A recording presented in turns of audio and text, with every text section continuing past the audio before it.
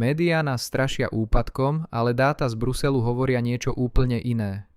Vedeli ste, že slovenské stavebníctvo práve drví rekordy a rastieme najrýchlejšie z celej Európskej únie?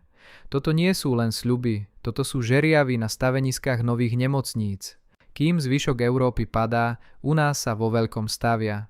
Či už ide o zdravotníctvo alebo nové fabriky s poriadnymi platmi v regiónoch. Po rokoch chaosu konečne vidíme reálne výsledky, ktoré nám v zahraničí môžu závidieť. Pozrite si tie čísla, o ktorých hlavné správy záhadne mlčia. Naše stavebníctvo zažilo podľa dát Eurostatu jeden z najlepších rokov v histórii. Slovensko po otrasnom vládnutí Matoviča, Hegera a Odorových progresívcov jednoznačne potrebovalo nový impuls. Súčasná vláda slúbila, že rozostáva Slovensko a tento sľub je plnený aj s patričnými výsledkami. Stavajú súkromníci a stavia aj štát. Na ministerstve obrany máme rozbehnutých viac ako 160 stavieb, medzi ktoré patrí aj výstavba nemocníc v Prešove a v Bratislave či rekonštrukcia nemocnice v Ružomberku. Patrí sem aj výstavba výrobných hál a nových liniek v obrannom priemysle, prinášajúcich nadpriemerne platenú prácu do regiónov. Medziročný nárast stavebnej produkcie bol na konci minulého roka najvyšší spomedzi všetkých štátov Európskej únie.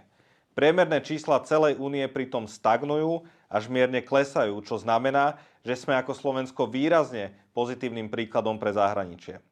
Objem stavebných prác navyše podľa štatistického úradu dosiahol na Slovensku taktiež historicky najvyššiu úroveň.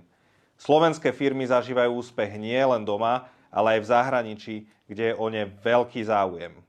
Myslím si, že je to lepšie ako šparanie do nosa či vypínanie nepohodlných názorov, nie? Cítite tento boom aj u vás v regióne, alebo je to podľa vás len šikovná štatistika? Napíšte nám svoj názor dolu do komentárov. Ďakujeme za sledovanie, nezabudnite dať odber a vidíme sa pri ďalšom videu. Toto bol Politický priestor.